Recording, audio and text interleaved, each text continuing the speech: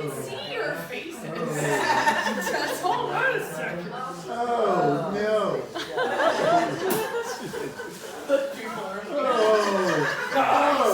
This is Timmy. Okay. He'll recover. We'll have a therapy session later. You've never taken a hold on! I'm not going over this. You've never looked at his adorable little face. He's actually really cute. Look.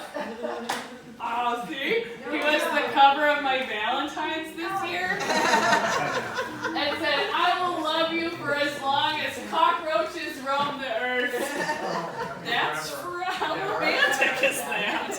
They are the toughest guys on the planet. So Timmy can live for about 2 weeks without a head. And like a whole week later, he'd be running past and his friend would be like, dude, what happened to your head? He wouldn't say anything, he'd just keep running. They can still fly, they can even mate as long as I figured out which was the right end. They can do everything they normally do. He just has no idea where he is, and he's really very hungry. That could also substitute as definition of teenage boy. So they really are incredible survivors. They can survive being frozen. My first pet cockroach, about 25 years ago, going on family vacay, and maybe like some of you, had to find a pet sitter. Oh. You cannot open the yellow pages and find yourself a reputable cockroach sitter, even today.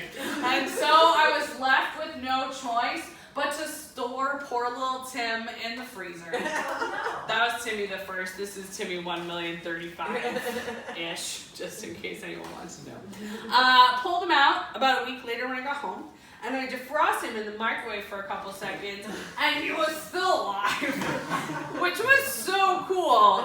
Mostly because that no longer happens. I found out the hard way while replicating this study recently with my son. I mean, we did it together. I didn't put him in the freezer. When we got to the microwaving part, it was a lot more like cockroach popcorn. And no one wants to know what that looks or smells like. Well, yeah, well, so it turns out the variable we ignored is that the modern microwave is a lot stronger than the one my mom got as a wedding gift all those decades ago. Yeah. Oops. So obviously we like ran away. And then my husband opens the microwave the next day and it's like, oh! He's like, what have you done? And we were like, it's for science! No longer a valid excuse in my household. But these creatures are incredible survivors. They have moved all around the world. We've taken them with us. The cockroaches, for example, that are rocketing in downtown Manhattan, you know where they came from? The Congo. They actually are from Equatorial Africa, and we brought them over with the slave ship, so that's the price we pay. But they are still rocketing today in the urban jungle the same way they do in the actual jungles over in Africa. They're that flexible. They've gone through ice ages, shifting of continents, and really their bodies are almost completely unchanged. They are such incredible survivors, we should revere them, but instead, we're absolutely disgusted by them. Again, because of the surprise factor.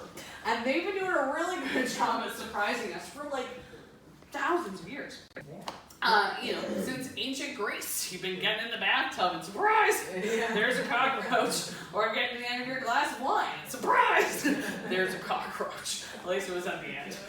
These are not the places you'll want to find a cockroach. But we tend to add this sort of malicious intent, like that cockroach was there trying to disturb your day, but in fact, he has no idea he's not welcome. Remember, they can live 2 weeks without a head. Critical thinking is not really their thing. And so we're very judgmental of our poor cockroaches, and again, we make up lots of stuff, like that they carry diseases or are gross, disgusting creatures.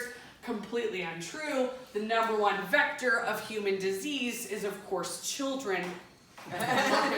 Are constantly coming home all like, and then I have to let them in the house. You have to let them pass the threshold, even though they're clearly vector A of the zombie apocalypse. You still have to let them in. Meanwhile, cockroaches, perfectly safe. You're much better off scooping up one of those, giving them a little kiss. Oh. You need to put it in your mouth. And I'm fine, and Timmy's fine, but you may struggle to go to sleep.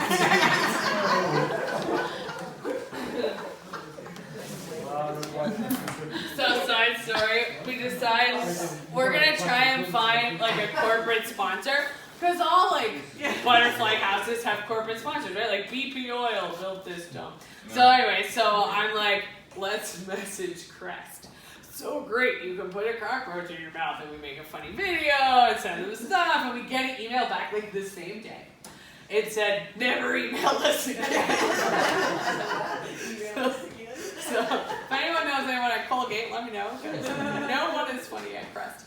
Alright, so we have this incredible planet with all of its amazing diversity. And like I said, half of that diversity is bugs. If you hate bugs, it's a very sad planet for you to live on because you hate more things than you like. And it must be sad to have a heart filled with so much hate. But it doesn't take very long to undo that. You just have to spend some time with some bugs. And actually it turns out it's incredibly important that you do this because we've been killing bugs at an incredible rate for many generations now. In fact, whole university departments devoted to how to best kill bugs. Turns out may have been a bad plan, and your great-grandchildren have zero food security unless we backpedal that really fast. And the easiest way to do that is just to get your grandkids not to be scared of bugs. And the easiest way to do that is to go outside and spend some time with bugs.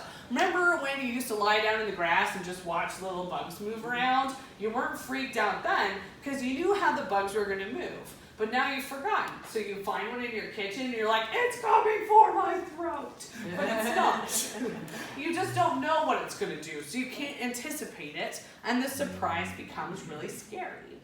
But they're not scary. And in fact, they're awe-inspiring and amazing and crazy and hilarious and sometimes really terrible. Like, for example, if you were up in cottage country, watching all of those lovely little fireflies make their little lights, go outside and take a closer look, because there is one sneaky lady out there who's figured out how to make the flash sequence of another species, which you'd think would not be helpful, except it is. So she sits there flashing away for the other species. Some dude comes flying by and is like, whoa, look at that good looking lady. And he swoops down and she eats him. And then she just keeps calling the boys in and eats one after the other and is scarfing them all down so that she has enough energy to be able to then switch over and lay her eggs. So when she is good and full of nutrients, she switches over to the other light and flies in one of her own males. How sneaky is that? And how incredible would that be to watch in real life? And say you're driving around in the southern United States in New Mexico and you happen to accidentally run over what looked like a pebble that was walking. That was an ironclad beetle, which is essentially a pebble that was walking.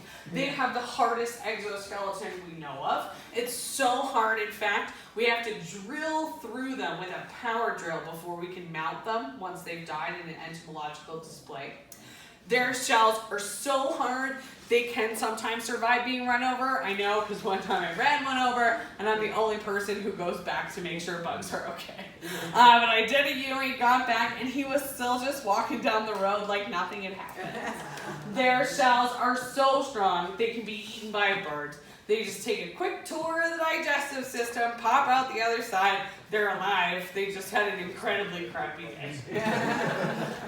And that sounds bad, but it's not even the worst. The worst day of all, of course, goes to the poor male dung beetle, whose face is shaped like a shovel.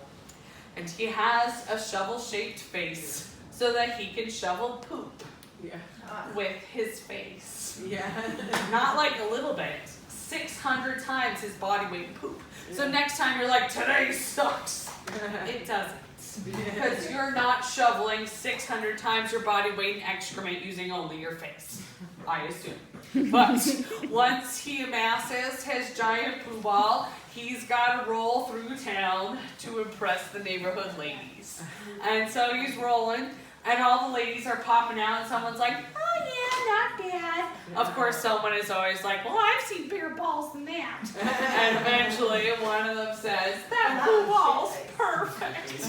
So she jumps on, and now the poor sucker's rolling 600 times his body weight in poop and his girlfriend up a hill. And the rivaling males have started to fly in. Because why would you make a poo ball when you can steal a pre-made poo ball girlfriend combo? And so he's flown in all like, give me a poo ball and your girlfriend. And they start fighting, and the poo balls roll back down the hill. And he's got to go down there and get it and roll it all the way back up. Technically with his hind legs, but that's a lot harder to act out. And he'll be rolling sometimes for hours until they find the perfect place.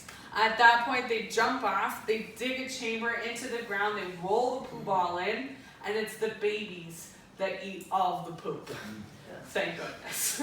Because without them, we would quite literally be neck deep. They are the most important cleanup crew we have. And you guys learned this the hard way in the great American poop crisis. I'm not talking about politics. But actually, the modernization of the cattle industry, you shoved a whole lot of cows in some really tiny pens and then fed them a lot of food. And then they pooped. And apparently that part was a surprise because there was no plan. Very quickly, it became a poop apocalypse. And you ended up having to call up Australia and be like, what did you guys do? And they were like, we had to import African dung beetles. And you guys were like, all right, we're on it. And so you flew in literal plane loads of African dung beetles, dumped them all across the American Midwest. And still today, African dung beetles save U.S. cattle ranchers $250 million a year in poo relocation services, which is no small chunk of change. It just goes to show all immigrants get stuck with shitty jobs, even when you're a buck. Well, you managed to make it through the non-butterfly part of things. Congratulations. It's entirely possible you forgot why you came here.